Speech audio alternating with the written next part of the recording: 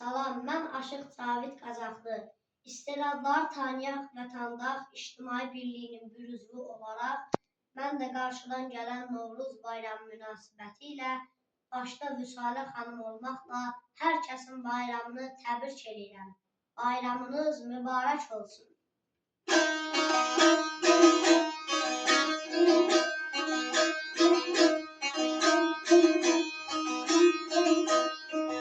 Yurdumuza bahar gəlir, a dostlar. Bahar bayramınız mübarək olsun.